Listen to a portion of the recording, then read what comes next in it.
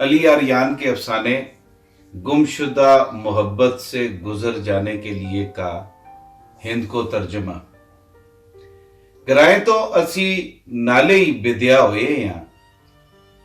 वो मेरे तो पिछली सीटां ते चुपदा रोजा रख के बैठे दा आया। मैं मुड़ के देखा तो उसदियां अखियां भी चुप चुपीतियां आईयां। मेरा ख्याल है जिन्जू जिन्जू वैगन अगे बद सी ते ओ बोलना शुरू करके सी, मेरा ख्याल गलत साबित होया। जदों वैगन बुढ़ बनी कोल पहुंची ते मां हैरत हुई कि वह हले ताऊ चुपे।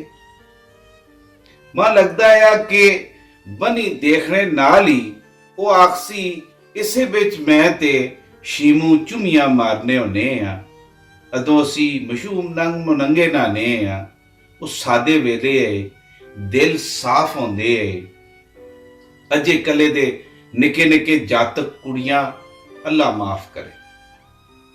मैं मुड़ के उस तर देखा ते ओही निक्कियों दी मासूमियत उसके मुंह ते खेड़दी आई ते उसके होठ पे कंदे। वैगन टुरदी जुलदी आई। वैगन जदों मोड़ा विचों निकल के अम्मा वाले बागे कोल आई ते मैं सीधा होके बह गया, क्योंकि मैं 100% यकीन है कि ओ हुण जरूर बोलसी ते आखसी ओ बिशकारले अम्मे दा बूटा देखना है, नजर आंदे ही ना। एक ही दोपहरी मैं इस तो टठाया ते मेरी सजी मां भज गई। जिंजू ही मैं उठ के खलता आया, डबूका मेरे पीछे पै गई। उस जड़े मेरे नाल शीदा छैल छबीला भी है। उस अपना मोंडे दा रुमाल फाड़ के 2 टोटे कीता, फिर एक टोटा अपने ते दूआ मेरे मुंह ते प्लेट छोड़िया है। अम्मा वाला खुला बाड़ा भी लंघ गया, पर वो सवाए एक लम्मा साह भरने तो कुछ भी ना बोलिया। हुण वैगन एक बार फिर कसियां ते टाया टिबिया वालिया मोड़ा विचों लंघ के रड़े मैदाने विच आ गई। मैं देखा और परे मीला दूर तक कसियां ते गुफे फैले दे। मेरा ख्याल है कि हुण ते ओ कदे भी चुप ना रह सी। मां आखसी ओ खबे पासे वाली गुफ पे देखना है। उथे मां एक बारी 2 ठग मिले। ये उन्हां वेलियां दी गल है जदों एक ही गराए तो दूए गराए टुर के जुलदे होंदे। मैं भी सतू ते बाजरे दी रोटी रुमाले विच बन के बाशे दे गराए पे जुलना आ। मां कला देख के 2 शेर हो गए, पर जिंजू ही मैं कमानियां वाला चाकू खोलिया, उसकी कड़ कड़ दी आवाज सुन के वो खेड़ियां सट के पैरों नंगे नस के नके नाल चढ़ गए। नसापा वैगना झटका खादा ते मैं मुड़ के उस देखा उसदियां अखियां किसी डूंगी सोचां विच डुबी दियां आईयां। अज वाकई ओ खफगीर है। मैं मायूस होके किसी अगले जे मोड़ का इंतजार करने लग खलता आया, जिस नाल असां दियां यादां जुड़ी दियां। फिर वो मोड़ भी आ ही गया। एक उजड़े पुजड़े दा स्कूल जिसते रोशनदाना विच चिड़ियां जले पाए दे। मैं सोचा स्कूले दे रोशनदान देख के ओ बोल उठ सी, वो कोने वाली चीड़ देखना पे।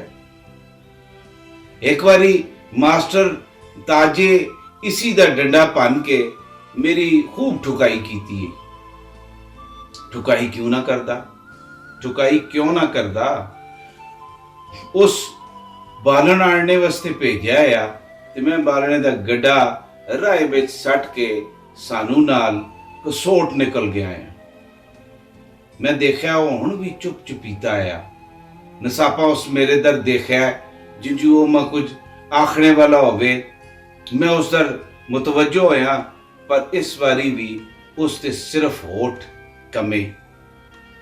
उस लम्मा साह भरिया ते फिर वो खिड़की तो बाहर देखने लग खल। हुण वैगन उच्चा उच्चा हरन बजांदी एक कच्चे घरां दी निक्की जेही बस्ती कोलों ਪਈ ਲੰਘਦੀ ਏ। ਬਹੁਤ ਸਾਰੇ ਜਣੇ ਜ਼ਨਾਨੀਆਂ ਗਾਈ ਤੋਂ ਬਾਅਦ ਪੁਸਾੜੇ ਪੇ ਬਣਾਉਂਦੇ ਏ। ਸਹਿਤੀ ਘੜੀ ਵਾਸਤੇ ਉਸ ਦੀਆਂ ਨਜ਼ਰਾਂ ਇਸੀ ਮੰਜ਼ਰ ਵਿੱਚ ਖੁੱਭ ਗਈਆਂ। ਫਿਰ ਉਸ ਬੇਕਰਾਰੀ ਨਾਲ ਪਾਸਾ ਪਰਤ ਕੇ ਇੱਕ ਸਹਿਤੀ ਵਾਸਤੇ ਮੇਰੇ ਦਰ ਦੇਖਿਆ, ਪਰ ਮੂੰਹ ਕੁਝ ਨਹੀਂ ਬੋਲਿਆ। ਮੈਂ ਉਸ ਦੀ ਖਾਮੋਸ਼ੀ ਤੋਂ ਮਾਯੂਸ ਜ਼ਰੂਰ ਹਾਂ, ਪਰ ਹਜਰਾ ਇੱਕ ਇਹ ਜਿਹਾ ਮੋੜ ਰਹਿੰਦਾ ਆ ਜਿਸ ਤੇ ਉਸ ਦਾ ਚੁੱਪ ਰਹਿਣਾ ਨਾਮੁਮਕਿਨ ਹੈ। ਸਹਿਤੀ ਘੜੀ ਬਾਅਦ ਉਹ ਮੋੜ ਵੀ ਆ ਗਿਆ। ਇੱਕ ਘਰ ਜਿਸ ਦੇ ਸਾਹਮਣੇ ਵਾਲੇ ਰੁੱਖੇ ਤੇ 2 ਕਮਰੇ ਬਣੇ ਦੇ, ਉਹਨਾਂ ਦੇ ਵਿਚਕਾਰ ਇੱਕ ਆਲਾ ਆ ਜਿਸ ਕੋਲ ਪਿੰਜਰਾ ਲਟਕਦਾ ਆ। ਬੇੜੇ ਵਿੱਚ ਇੱਕ ਬੁੱਢਾ ਹੋਕਾ ਪਿਆ ਪੀਂਦਾ ਆ ਤੇ ਇੱਕ ਮਾਸੀ ਮੰਜੀਆਂ ਨਲਾ ਪਈ ਦੇਂਦੀ ਏ। ਦੂਏ ਪਾਸੇ ਇੱਕ ਹੋਰ ਜਣਾ ਬਾਲਣੇ ਵਾਸਤੇ ਕੰਡੇ ਪਿਆ ਟੁਕਦਾ ਆ। ਮੈਂ ਮੁੜ ਕੇ ਦੇਖਿਆ, ਮੇਰਾ ਖਿਆਲ ਆ ਹੁਣ ਆਖਸੀ ਇਹ ਵਾ ਉਸ ਦਾ ਘਰ ਜਿਹੜੀ ਅੱਧੀ ਛੁੱਟੀ ਵੇਲੇ ਮੇਰਾ ਬਸਤਾ ਖਸ ਕਿੰਦੀ ਏ, ਮੇਰਾ ਗੁੜ ਖਾ ਜੁਲਦੀ ਏ।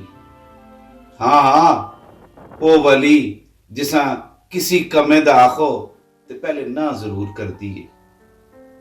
मेरी हैरत दी इंतहा न रही जदों मैं देखा ਉਹ ਹੁਣ ਵੀ ਚੁੱਪ ਏ। ਉਸਦੇ ਮੂੰਹ ਤੇ ਕਿਸੇ ਵੀ ਕਿਸਮ ਦਾ ਕੋਈ ਤਾਸੁਰ ਨਹੀਂ ਹੈ।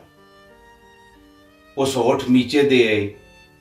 ਫਿਰ ਉਸ ਮੇਰੇ ਦਰ ਦੇਖਿਆ ਤੇ ਉਸ ਦੀਆਂ ਅੱਖੀਆਂ ਜਲ ਥਲ ਹੋਈ ਦੀਆਂ ਆਈਆਂ।